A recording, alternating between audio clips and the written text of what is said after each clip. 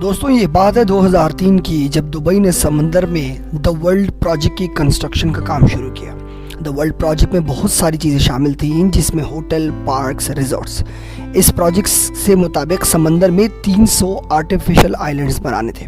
جب اس پروجیکٹ کی ایڈورٹائزمنٹ ہو رہی تھی تو اس زمین کو لینڈ آف پیراڈائز یعنی جنت کی زمین کا نام دیا گیا، لیکن آج تک یہ جزیرے خالی پڑے ہیں۔ دنیا کی مہنگی ترین سیلیبریٹیز سے انڈورسمنٹ کروانے کے بعد بھی دبئی کے شیخ کا یہ خواب پورا نہیں ہو سکا اور ادھورا رہ گیا۔ دبئی کے شیخ کا یہ خواب کیوں ادھورا رہ گیا اور آخر یہاں کیا ہوا، اس ویڈیو میں ہم آپ کو یہ بات بتائیں گے کہ یہ جزیرے کس وجہ سے خالی پڑے ہیں۔ دوستوں ایک بار پھر تھنک اسکول کی ویڈیوز میں آپ کو خوش آمدید کہتے ہیں۔ یہ بات تو ہم سب کو معلوم ہے کہ دبئی کے رولر شیخ رشید المخدوم نے وہ کچھ دبئی میں کر دکھایا ہے کہ انسان اس کا سوچ بھی نہیں سکتا۔ انہوں نے دبئی کو بالکل نئی شکل دے دی ہے۔ دوستوں کیا آپ جانتے ہیں آج سے 30 سال پہلے دبئی میں صرف ایک بلڈنگ ہوتی تھی، جس کو آج دبئی میں ورلڈ ٹریڈ سینٹر کہا جاتا ہے۔ پھر اس کے بعد بیک ٹو بیک کنسٹرکشن نے دبئی کی ایسی قسمت بدلی کہ جو شہر 100% اپنے آئل کے اوپر یعنی کہ اپنے تیل کے اوپر ڈیپینڈنٹ تھا، آج وہ صرف اور صرف اپنے تیل کے اوپر 3% ڈیپینڈنٹ ہو کر رہ گیا ہے۔ یعنی کہ باقی سارا ریونیو جو دبئی جنریٹ کرتا ہے وہ ٹورزم سے کرتا ہے۔ اور کیا آپ جانتے ہیں دبئی نے صرف 3% آئل کو بھی آنے والے 5 سالوں میں اس ڈیپینڈنسی کو ختم کرنے کی ٹھانی ہوئی ہے۔ برج الخلیفہ سے لے کر برج العرب 7 اسٹار ہوٹل تک دبئی کا کونا کونا شیخ کی محنت کا منہ بولتا ثبوت ہے۔ جب دبئی کے پاس مزید پروجیکٹس بنانے کے لیے جگہ کم پڑ گئی تو شیخ نے رخ کیا سمندر کا۔ یہ بات ہے 2001 کی، جب برج العرب اس وقت پہلے ہی ویسٹرن لوگوں کو اپنے ٹورزم سے اٹریکٹ کر رہا تھا اور اپنے ساحل پر بہت دلکش بیچز بنانے کے لیے دنیا بھر سے لوگ اس کے پاس آ رہے تھے۔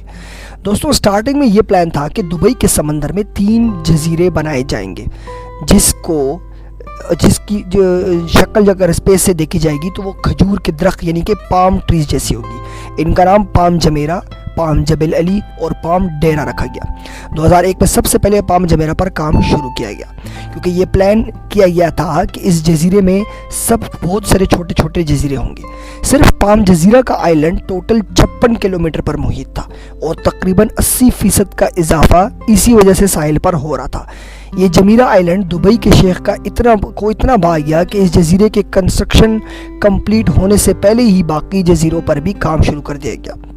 یعنی دوستوں آپ کو یہ بات بتاتے چلیں کہ صرف پام جمیرہ کا جو لینتھ ہے وہ دبئی کے پورے ساحل کو 80% تک کور کر رہی تھی۔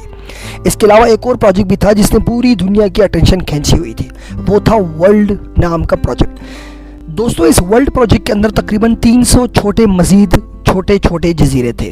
تو ورلڈ پروجیکٹ کا ڈیزائن ارتھ میپ یعنی کہ زمین کے نقشے کے حساب سے رکھا گیا، جس میں ہر کنٹری کے نام کے حساب سے اور ان کے نقشے کے حساب سے الگ الگ جزیرے بننے تھے۔ 2003 میں اس کی کنسٹرکشن کا کام سٹارٹ کر دیا گیا، جو کہ دبئی کے ساحل سے 3.5 کلومیٹر دور سمندر کے ساحلوں کو روک کر بنایا جا رہا تھا۔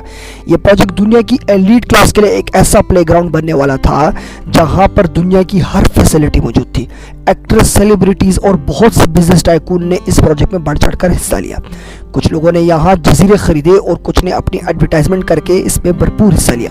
یہاں چھوٹے سے چھوٹے جزیرے کی قیمت 112 کروڑ یعنی $15 ملین رکھی گئی اور بڑے سے بڑے جزیرے کی قیمت $375 ملین رکھی گئی، یعنی کہ ایک بڑا آئلینڈ آپ کو 400 کروڑ روپے میں ملنا تھا۔ جس طریقے سے دبئی کو اور پروجیکٹ میں کامیابی ملی تھی، اسی طرح ورلڈ پروجیکٹ میں بھی بہت کامیابی مل رہی تھی۔ اس کے مکمل ہونے سے پہلے ہی 60% جزیرے بک چکے تھے۔ لیکن سوال یہ ہے کہ سمندر میں بنانے والے یہ جزیرے آخر کیوں اتنے مہنگے تھے؟ تو پہلے یہ بات ہے کہ یہ آئلینڈ بنانا کوئی اتنا آسان کام نہیں ہے۔ سمندر کی ٹھاتے مارتی ہوئی لہروں کو روک کر کنسٹرکشن کرنا بہت مشکل کام ہے۔ آپ کو یہ بھی بتاتے چلیں کہ اس جزیرے بنانے میں اتنی ریت استعمال ہوتی ہے کہ اگر ایک کرکٹ اسٹیڈیم میں وہ ریت ڈالی جائے تو وہ ریت سے بھر جائے۔ تو یہاں تو 300 جزیرے بننے تھے، اس کا مطلب ہے یعنی کہ ان 300 جزیروں کے لیے جو ریت استعمال ہو رہی تھی وہ 300 کرکٹ اسٹیڈیم جتنی ریت چاہیے تھی۔ اور اگر پتھروں کی بات کی جائے تو جو اس جزیرے میں پتھر استعمال ہو رہے تھے ان کا وزن 4.5 لاکھ ट्रेन के इंजन के वजन के बराबर था। 9 किलोमीटर लंबा और 6 किलोमीटर चौड़ा ये वर्ल्ड प्रोजेक्ट बनाना दुबई की गवर्नमेंट के लिए सबसे मुश्किल काम था और उसके ऊपर दुबई का तकरीबन 14 बिलियन डॉलर की खतीर रकम लग गई। इस रकम से दुबई 9 बुर्ज खलीफा और 14 बुर्जुल अरब 7 स्टार जैसे होटल खड़ा कर सकता था। लेकिन शेख को सिर्फ ज़मीन ही नहीं बल्कि समंदर से अंदर से भी इनकम जनरेट करनी थी, इसलिए उन्होंने इस मुश्किल काम पर ज़ोरों शोर से मेहनत जारी रखी। लेकिन आखिर क्या हुआ कि इतना पैसा बहाने के बावजूद भी ये जजीरे खाली पड़े हैं। दोस्तों ये बात आपको पहले बताते चले कि वर्ल्ड प्रोजेक्ट के फेलियर में सबसे पहला रीज़न इसका स्ट्रक्चर है।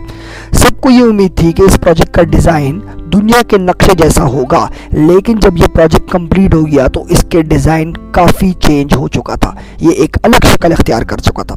ज़्यादातर जजीरे की शक्ल उनके मुल्कों की शक्ल से मिलती जुलती नहीं थी, जो कि इन्वेस्टर्स के लिए काफ़ी डिसअपॉइंटमेंट था। लेकिन सिर्फ यही रीज़न नहीं था जो इसको फेल करने के लिए लगा था। 2008 में पूरी दुनिया में एक रिसेशन आया। दुबई ने 2008 में इसकी रिलॉन्च के लिए पूरे दुबई में फायरवर्क्स किए और बेतहाशा पैसा पाया। लेकिन उस वक्त पूरी दुनिया में रिसेशन चल रहा था। जितने पैसे इस लॉन्च में लगाए गए वो सिर्फ फेल साबित हुई, क्योंकि इस वक्त इकोनॉमी का डाउनफॉल था।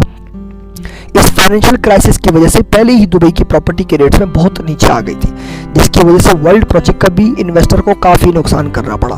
और इस क्राइसिस की वजह से जो इन्वेस्टर ने जजीरे खरीदे थे उन पर कंस्ट्रक्शन का काम स्टार्ट ही नहीं हुआ। टाइम के साथ साथ एक और बड़ा मसला आ गया। आहिस्ता आहिस्ता ये जजीरे समंदर के अंदर धंसने लगे। जहाँ ये खबर लोगों के लिए नुकसानदेह थी, वहीं मीडिया ने इसको बढ़ा चढ़ा कर पेश किया और इसने इन्वेस्टर्स और सेलिब्रिटीज़ का ट्रस्ट मजीद तोड़ा। दोस्तों इसका नुकसान ये हुआ कि ग्लोबल फाइनेंशियल क्राइसिस ख़त्म होने के बाद दुबई का बिजनेस वापस लौट आया, लेकिन जहां पर उसको नुकसान वर्ल्ड प्रोजेक्ट का हुआ था वो वापस लौटकर नहीं आया। दोस्तों आया बात आपको बता दे चले कि रेत जो वर्ल्ड प्रोजेक्ट के लिए इस्तेमाल हो रही थी वो उसी समंदर से निकाली जा रही थी और इस रेत के निकालने की वजह से वहाँ पर पानी का शैलो बनता गया, जिसकी वजह से समंदर की तेज़ बहाव ने बाकी जजीरों को डबोना शुरू कर दिया। नेचर से खेलने का अमल अब दुबई पर उल्टा वार कर रहा था। बाकी के जजीरों को रोकने के लिए भी अब दुबई ने वॉल्स खड़ी कर दी। इस मामले ने सारे लोगों के ट्रस्ट लेवल को इंतहाई नुकसान पहुंचाया।